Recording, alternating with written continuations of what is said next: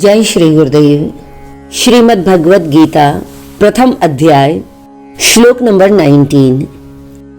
सघोषो धार्तराष्ट्राणां हृदयानि व्यदारयत् नभश्च पृथिवीं चैव तुमुलो व्यनुनादयन्।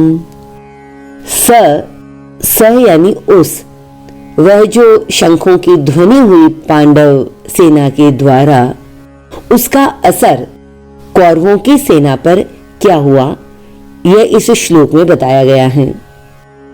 स घोषो यानी शोर, उस शोर को, वह शोर कैसा था? तुमुलो यानी बहुत ही भयंकर।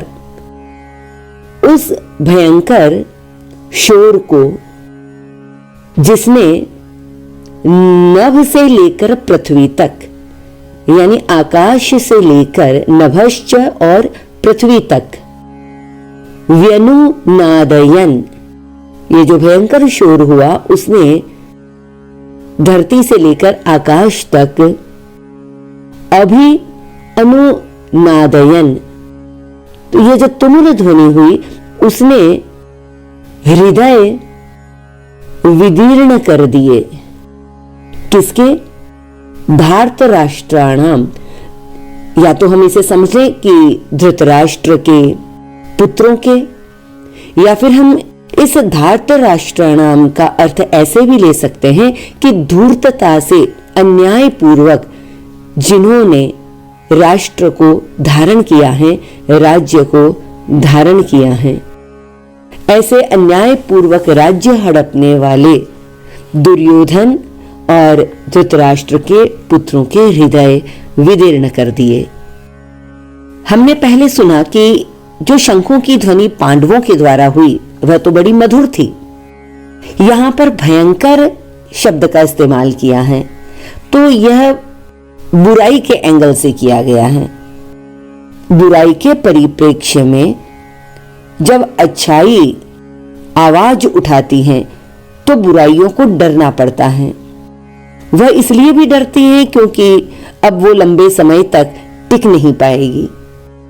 चूंकि 11 अक्षौहिणी सेना होने के बावजूद भी, और पांडवों की सेना 7 ही अक्षौहिणी थी, परंतु कौरवों की सेना का प्रभाव पांडवों पर नहीं पड़ा, परंतु पांडवों ने शंख बजाए तो कौरव सेना के हृदय विदीर्ण हो गए। क्योंकि जिनके हृदय में अधर्म है, पाप है, अन्याय है, जो अपने स्वधर्म का पालन सही तरह से नहीं कर रहे हैं, उनका हृदय तो वैसे ही कमजोर हो जाता है। गोस्वामी तुलसीदास जी कहते हैं कि जाके डर सुर असुर डेराही, निसिन नींद दिन अन्न न खाही। रावण त्रिलोकी जिसके नाम से डरती है, 110 शीस स्वान की नाई, उसको उपमा स्वान की दी है गोस्वामी तुलसीदास जी ने। जब वो सीता का हरण करने आया, इत उत चित चला भड़ी आई, वो डर जाता है, वो भयभीत होकर इधर उधर देखता है। क्योंकि जो अन्याय, जो अधर्म युक्त आचरण करेगा, उसके पास कितना ही पद हो, प्रतिष्ठा हो, संपत्ति हो, परंतु उसका हृदय यह कमजोर और निर्बल हो जाता है। तो हम एक बात तो यह समझें कि हमें सावधान हो जाना चाहिए कि हमारे मनसा वाचा कर्मणा, शरीर से, वाणी से और मन से कभी भी कोई ऐसे शब्द या हमारे मन में ऐसा कोई विचार भी ना हो जो किसी और के लिए अशुभ हो, किसी और के लिए अन्याय हो। एक साधक का हृदय निर्भयता और निशंकता यह तभी रह सकती है जब वह स्वाभाविक रूप से अपने कर्तव्य कर्मों को निभाते हुए धर्म का पालन करे। यहां नभश्च पृथ्वी चैव यानी पृथ्वी से आकाश तक, यह पृथ्वी से आकाश तक इस बात का प्रतीक है कि जो 5 तत्व हैं, क्षिति, जल, पावक, गगन, समीरा, इन 5 तत्वों से बना हुआ 5 तत्वों से क्या क्या बना हुआ है। हमारे पंचकोश, हमारा शरीर, मन, बुद्धि, चित्त, अहंकार, जो इन 5 तत्वों से बना हुआ है, वह सब कुछ भयभीत हो गया।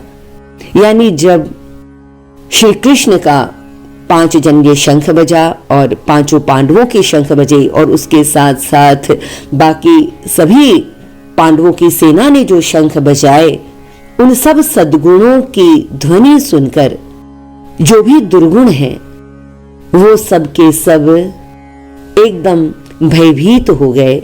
उनके हृदय विदीर्ण हो गए, उनके हृदय टूट गए, चकनाचूर हो गए।